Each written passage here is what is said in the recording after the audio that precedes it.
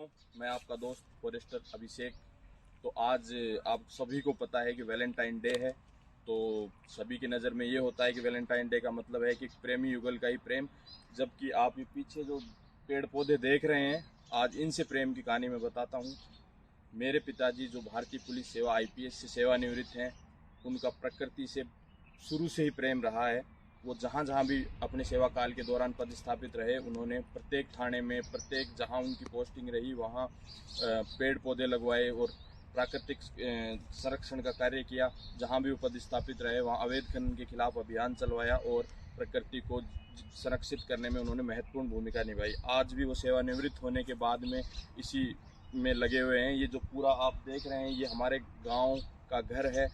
तो इन्होंने, पिताजी ने अपनी मेहनत से, जहाँ ये हमारा जो गांव है एक मरुभूमि में बसा हुआ गांव है, थार के रेगिस्तान में बसा हुआ गांव है, छोटा सा गांव है जहाँ खेजड़ी के अलावा कोई वृक्ष का पनपना बहुत मुश्किल होता था। वहीं आज यहाँ पर जामुन, आंवला और विभिन्न प्रजातियों के फलदार वृक्ष हैं, वो यहाँ पर झूम रहे हैं खुशी से। तो इसका जो पूरा श्रेय वो पिताजी को जाता है। तो जहाँ लोग माँ के नाम से एक पेड़ लगा रहे हैं, वहाँ एक बेटे ने अपनी जिद और जुनून के आगे रेगिस्तान में भी पूरा जंगल बसा दिया। तो आज हम आपको वो पूरा जंगल भी दिखाएंगे और पूरा यहाँ पर किस किस प्रजाति के हमने पेड़ लगाए वो दिखाएंगे और प्रकृति से जो प्रेम का एक अनूठा उदाहरण है वो आपको दिखाएंगे। तो दोस्तों, इसी संदर्भ में मैं आपको बात को आगे बढ़ाता हूँ। जब कांग्रेस की सरकार थी और राजीव गांधी जो ग्रामीण ओलंपिक चल रहे थे, उस दौरान जो राजस्थान के पूर्व मुख्यमंत्री अशोक गहलोत थे, वो हमारे गांव में पधारे थे। तो वो जब हेलीकॉप्टर से जा रहे थे तो उन्होंने देखा कि एक ही घर के छोटे से भूभाग में इतने सारे पेड़ पौधे क्यों हैं। तो वो जिज्ञासापूर्वक यहाँ घर पे भी पधारे। उन्होंने पूछा पिताजी से भी कि ये कैसे कर पाए। तो उन्होंने बताया कि इतनी रेगिस्तानी भूमि में भी कैसे इस जंगल को उन्होंने बसाया, वो उनकी मेहनत थी। और उसी क्रम में अभी हमारे माननीय वन मंत्री महोदय भी जब इस क्षेत्र के दौरे पर थे, वो भी यहाँ पधारे। वो भी यहाँ की हरियाली को देखकर अचंभित भी हुए और काफ़ी खुश हुए और उन्होंने भी यहाँ पर एक पेड़ लगाया। गजेंद्र सिंह शेखावत जो केंद्रीय मंत्री, वो भी यहाँ पर आकर वृक्षारोपण कर चुके हैं। ये अनूठी मिसाल बन चुका है आसपास के क्षेत्र में, ये हमारा घर, कि इस रेगिस्तानी भूमि पर इस तरह के विभिन्न प्रजातियों के पौधे कैसे यहाँ पर पनप पाए। तो इसके पीछे जो मेरे पिताजी हैं, उनके जुनून और जज्बे का ही पूरा योगदान है। भरी दोपहरी में भी वो पेड़ों में पानी देते रहते हैं, खुदाई करते रहते हैं और काफ़ी मेहनत करते हैं। तो आज आपको उनकी जो, मेरी जो दादी सां हैं और उनकी जो माँ है, और उनके नाम पर उन्होंने जो ये जंगल बसाया, एक बाग लगाया है, उसका पूरा आपको यहाँ का नज़ारा दिखाएंगे। तो चलिए आपको दिखाते हैं यहाँ का पूरा नज़ारा। तो दोस्तों, ये है मेरी दादी सां का नाम रसाल कंवर। इन्हीं के नाम पर एक पेड़ की जगह पूरा जंगल बसाया गया है। ये है हमारा घर जहाँ विभिन्न प्रजातियों के पेड़ पौधे लगे हुए हैं। तो आपको शुरुआत से दिखाते हैं। ये है करौंजे का पेड़ और हमने नए नए प्रयोग किए क्योंकि यहाँ की जो मरुभूमि है, यहाँ पर हमने उदाहरण लिया बाड़मेर से, वहाँ अनार काफ़ी मात्रा में होते हैं। तो हमने यहाँ अनार के पेड़ लगा कर देखे, तो ये भी हमारा सफल रहा है। अनार काफ़ी अच्छी मात्रा में अनार हो रहे हैं।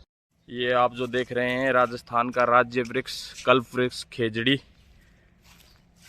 और तरह तरह के ये सुंदर पौधे। ये आंवला है, ये जामुन है।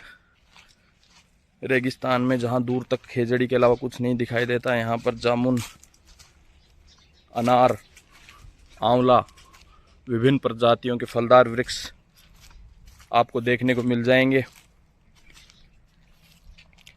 ये देखिए, यहाँ तरह तरह के पक्षी अब यहाँ पर दाना चुगने आते हैं। उनके लिए हम, पक्षियों के लिए हमने ये पानी की व्यवस्था भी कर रखी है। और मैंने ये जो पूरा हिस्सा है, इसको नाम दे रखा है बर्ड कॉलोनी। यहाँ पर जब बैठते हैं तो तरह तरह के पक्षियों की चहचहाहट सुनाई देती है। अभी भी आप वीडियो में सुन सकते हैं पक्षियों की आवाज़ें।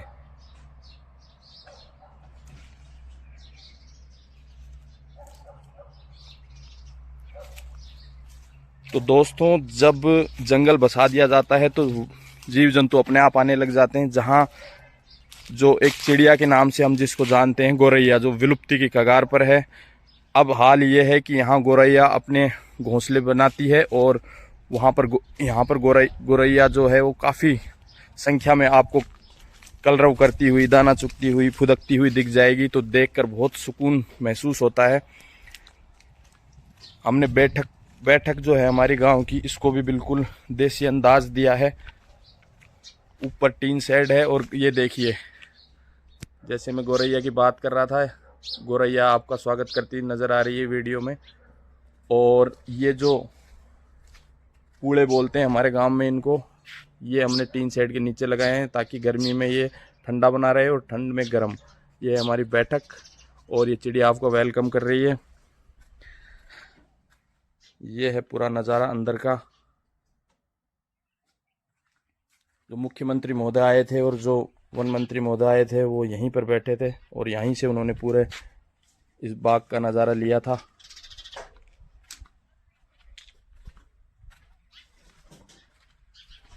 तो ये है पूरा लगाया हुआ जंगल और आपको दिखाते हैं। आपने एक सेंट का ऐड तो सुना होगा, एक परफ्यूम का, कि क्या चल रहा है। लोग बोलते हैं आजकल तो फोग चल रहा है, तो आपको दिखाते हैं कि रेगिस्तान का एक विलुप्त होता पौधा फोग।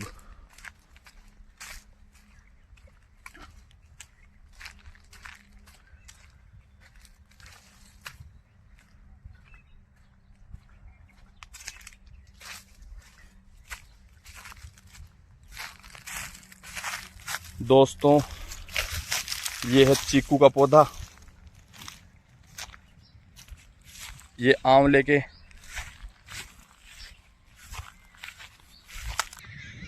एक बात मैं और बताना चाहूँगा आपको, जहाँ जल स्तर जो हमारे हरे भरे ज़िले वहाँ कम होता जा रहा है, यहाँ का हाल ये है कि जब हमने यहाँ पर ट्यूबवेल कराई थी तो यहाँ का जल स्तर 170 फीट पर पानी आ गया था और लगभग 300 फीट हमने बोरवेल कराई हुई है, जिसका ज़्यादातर उपयोग हम पेड़ों की देखरेख में ही उपयोग करते हैं।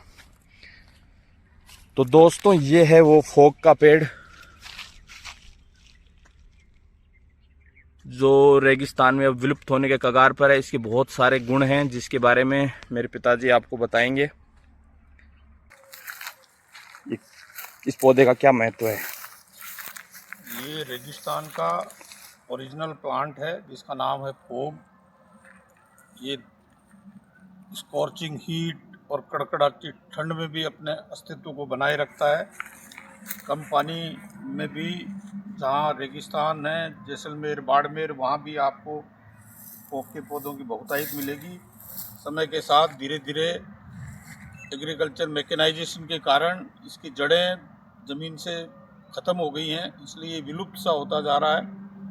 ये पौधे, इसके महत्व को देखते हुए हमने यहाँ पे एक नर्सरी तैयार की है। कुछ पौधे कटिंग लगा करके, जैसे आप देख रहे हैं इधर ही जो खड्डे खाली हैं इनमें भी कटिंग लगाई है। तो ये सारे कटिंग से तैयार किए हुए पौधे हैं। ये पहले 2, 4, 5 थे, अब धीरे धीरे 20-25 हो गए हैं। और आने वाले समय में ये जो खाली स्पेस दिखाई दे रहा है ये सारा फोग से भर जाएगा। इसकी लकड़ी, इसकी ये जो हरा भरा इसका जो पत्तियां दिखाई दे रही हैं, ये पशुओं के लिए बहुत पौष्टिक चारा है। इसकी लकड़ी भी बहुत ऊष्मा देने वाली है, बहुत उपयोगी है। और ये इतना खुशहाली का प्रतीक है कि सुबह सुबह आते हैं तो इतना सुंदर इसका नज़ारा देखने को मिलता है। इसके अभी आने वाले समय में फूल लगेंगे जिसको फोगला बोलते हैं। ये एक ऐसी आयुर्वेदिक औषधि है कि कैसी भी कोई पेट की बीमारी हो, अगर इसका रायता, इसको छाछ के साथ सेवन करें तो बड़ी से बड़ी कब्ज की शिकायतें, पेट के रोग, वो ख़त्म हो जाते हैं। तो अपने आप में ये बहुउपयोगी पौधा है और धीरे धीरे विलुप्त होता जा रहा है। सबको प्रयास करना चाहिए कि ऐसा अमूल्य पौधा है वो पुनः वापस हमारी इस धरती पर इधर उधर दिखे। इसका अस्तित्व जो विलीन हो रहा है वो वापस ये अपने शोहरत को इस धरती पर बिखेरे।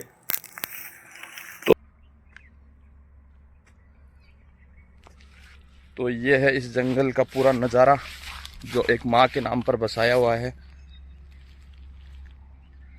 ये है हमारा सुंदर सा घर। ये देखिए आंवले लगे हुए।